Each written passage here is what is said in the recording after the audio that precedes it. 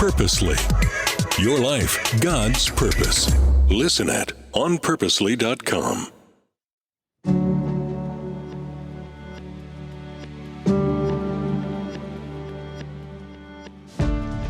I'm an example of the redemptive power of God, where you can actually be the worst of sinners and you can come to the Lord and He can renew you and use you and make you fruitful. The scripture says that He's faithful to 1,000 generations for those who do His will.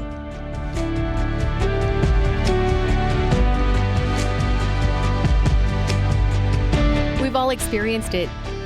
You run into a friend from the past, but there's something different. They are changed. Maybe there is a calm where there once was a storm.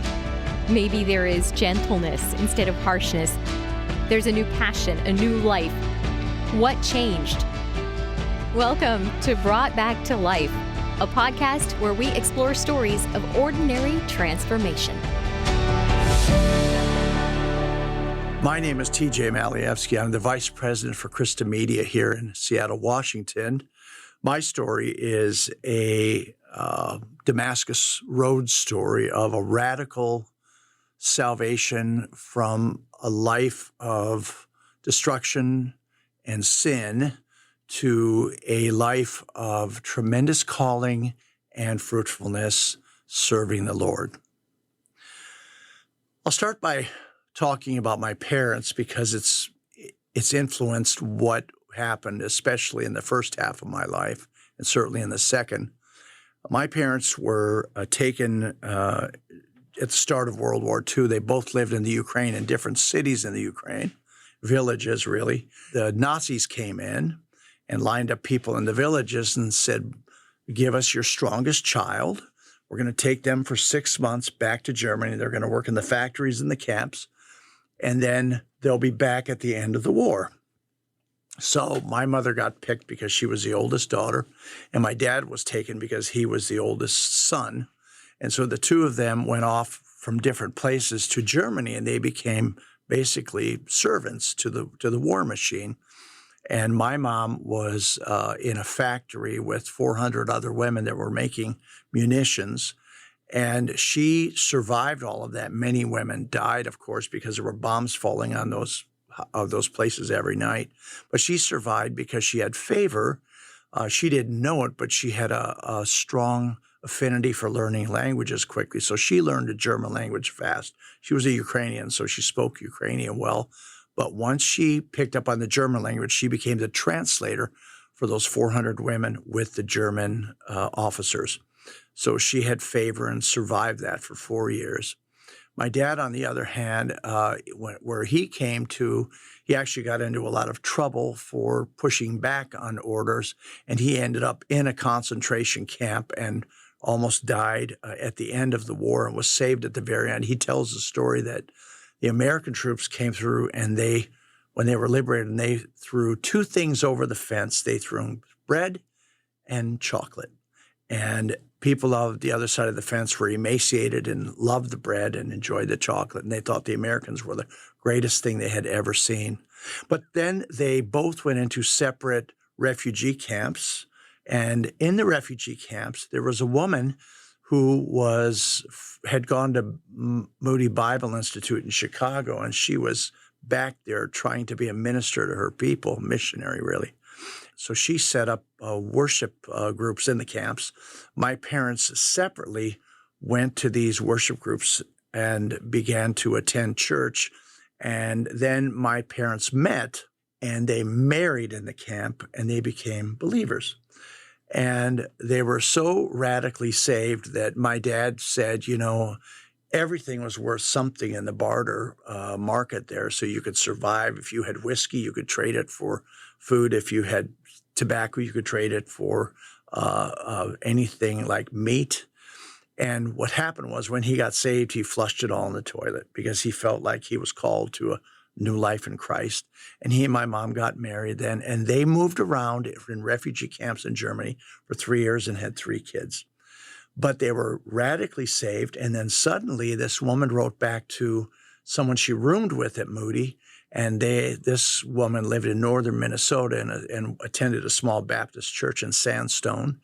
And the church was asked if they could take in refugees. And so they agreed to take in 125 people. And all the people that they brought to America were either old or had kids or had problems where nobody wanted them to come, because most countries wanted refugees to come who had a strong back or who had an education or could work in their country and not be needy.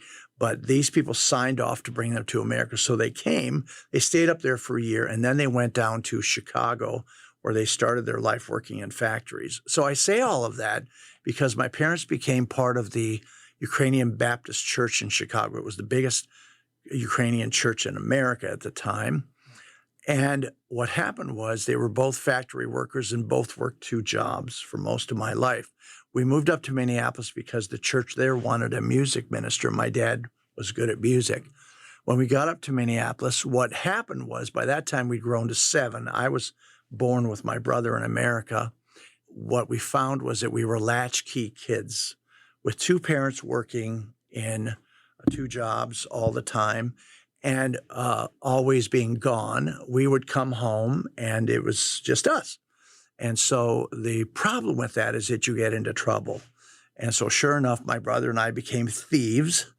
And we would, because we were poor, we'd go to stores and with a gang of guys in the neighborhood, and we'd cover for one another. We'd steal things, candy, things to eat, cigarettes. We stole a lot of cigarettes because we could sell them. And so we became thieves, and we were stealing from all the stores around our place for years. And we did everything we could to bring money in because our parents couldn't afford to buy us clothes and pay for things for school. So we had to figure out how to get that money ourselves. So I got into bad habits. I got into bad relationships. And eventually, in my junior high years, I became a drug pusher.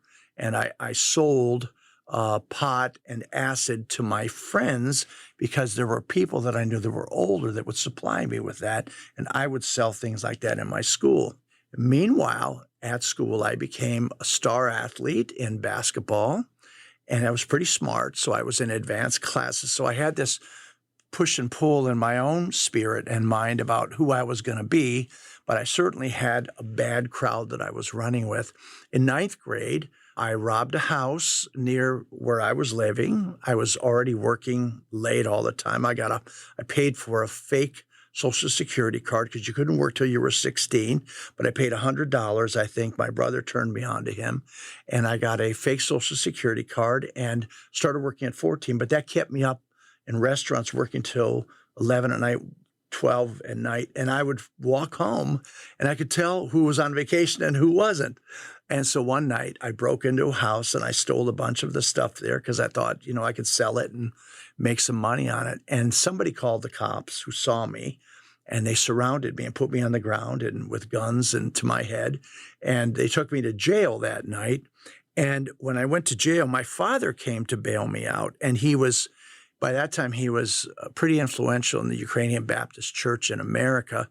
And he was so ashamed of what I had done. When I got home, he pulled out a gun and said he would kill me because of what I'd done. And the police came back to pick me up and saved me from that. But that's when I realized that I was really off track. But it was from there that I ended up going to be exposed in like Christian camps.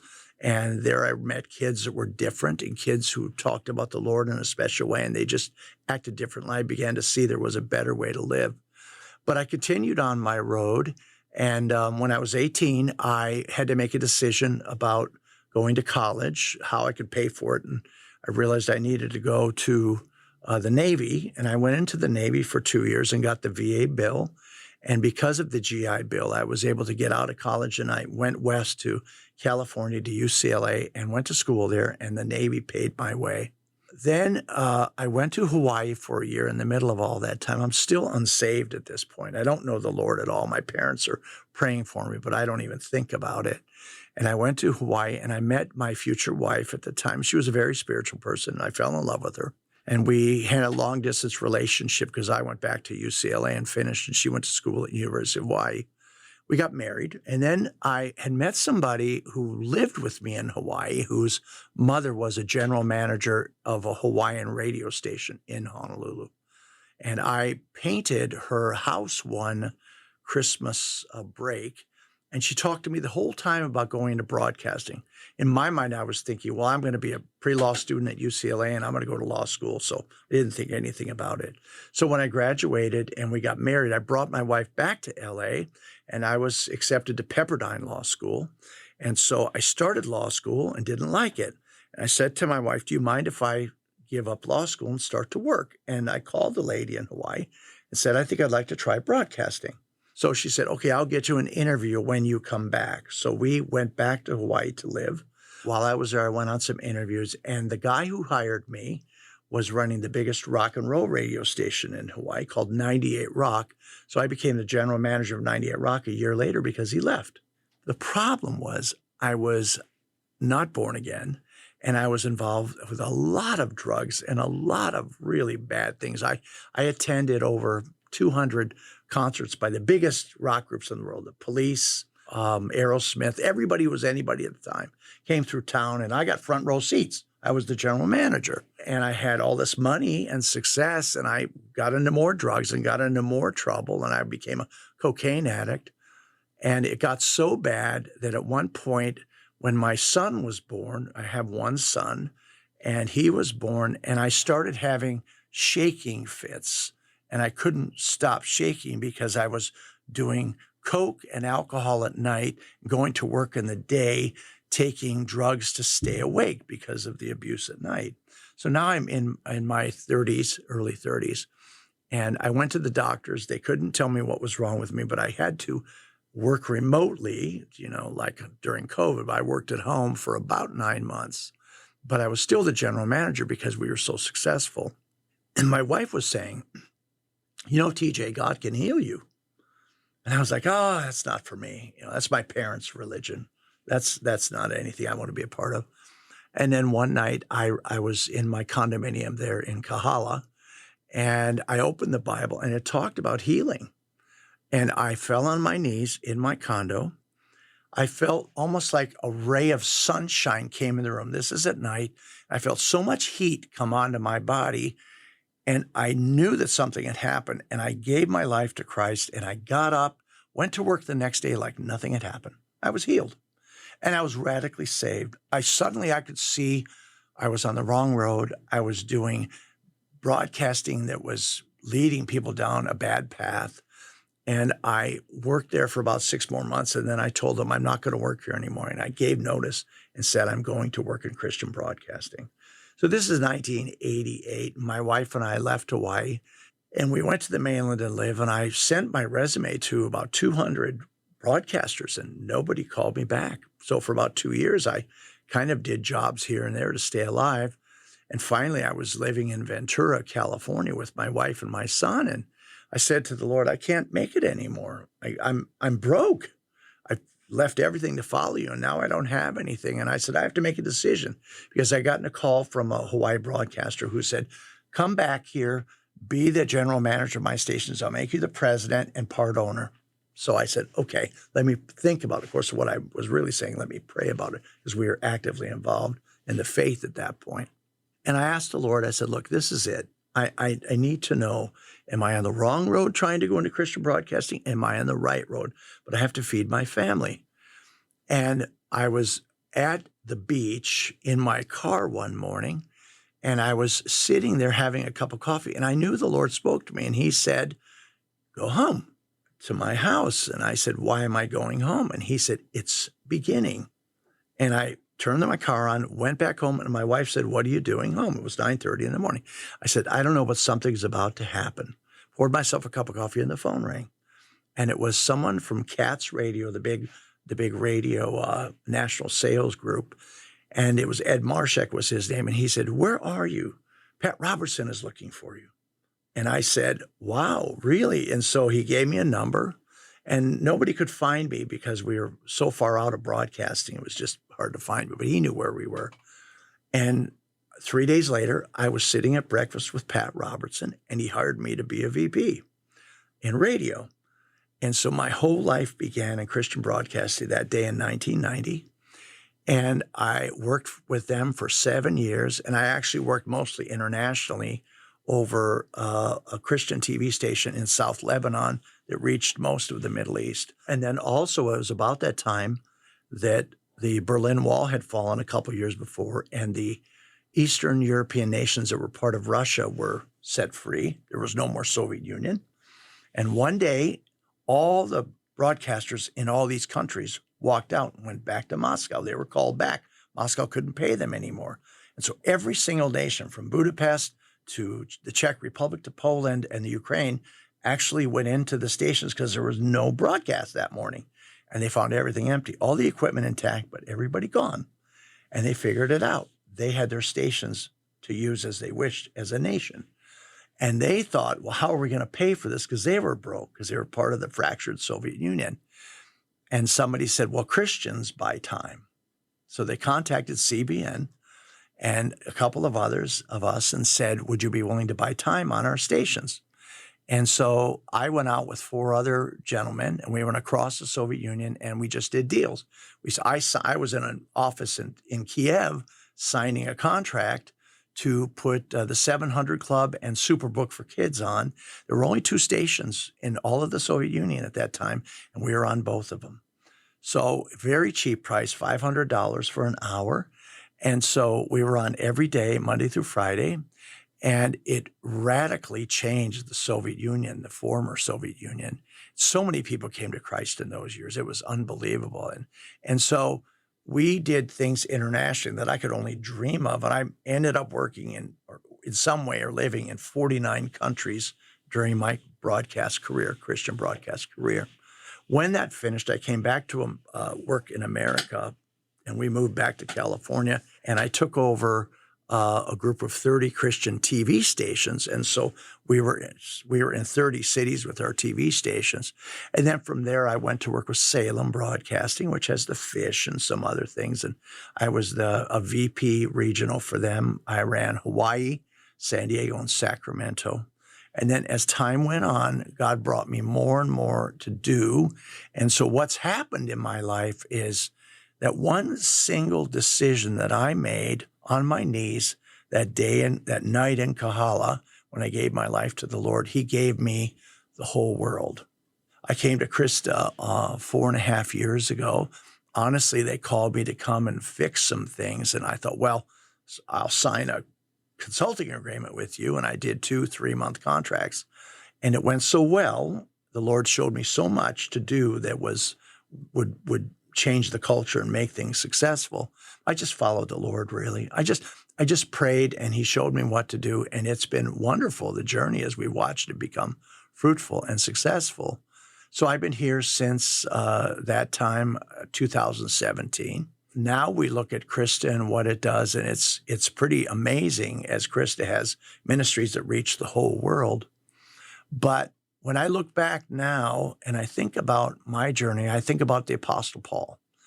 And I think about how he was radically saved. He was on the Damascus Road when that happened. He was actually seeking to find Christians to kill them. And in my experience, I was actually so lost that I was living in a Christian household. I was a thief. I was a liar. I was someone who took advantage of other people. And I remember when I became a believer and I was radically saved, for about 5 years after that, every single person I ran into on the street in every city I'd ever worked with, or if I ran into them, I apologized. And they said, why are you apologizing? And I'd say, well, I just want to be clean with you. If I hurt you in any way, if I did something to you, I want to make sure that I'm right with you. And some of them were like, you don't need to apologize to me. But I knew I did things that were bad because I was a mean-spirited broadcaster in rock and roll. And I went along with that culture because I was successful. But then when I came to the Lord, my eyes were opened. I was set free from drug addiction. I never had drugs again. And I was very freely using drugs for many, many years. I never smoked a cigarette anymore, never really went down those roads again because I didn't have the desire to do it. Something happened, not just in my spirit, but my mind was renewed and my flesh didn't crave the same things in that life. So when I look back and think about what I was to where I am, it's pretty radical. And a lot of the people I worked with in those years are dead. It's a lot of people that have died for whatever reason, drug abuse, just physically their bodies breaking down because of the partying lifestyle.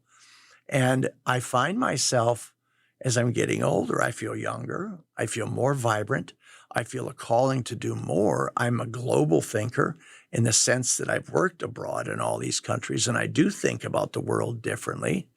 But I'm an example of the redemptive power of God, where you can actually be the worst of sinners and you can come to the Lord and he can renew you and use you and make you fruitful. And even my son and his family and all the generations, my nieces, nephews, my grandchildren, everybody is born again. Because the scripture says that he's faithful to 1,000 generations for those who do his will.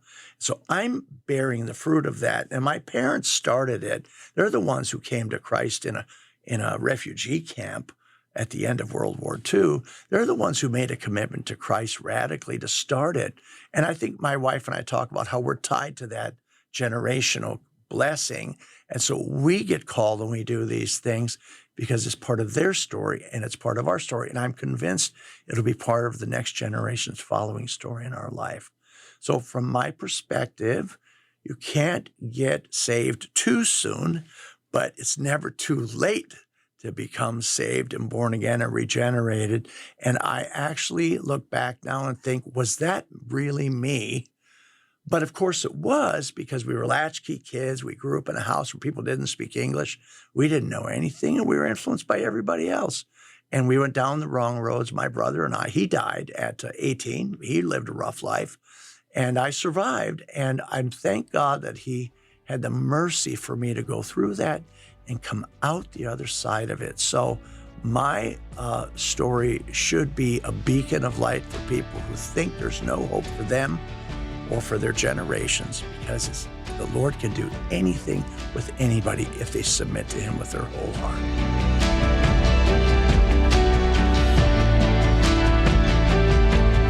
We are telling these stories of transformation so you can know and understand the power of Jesus in your own life.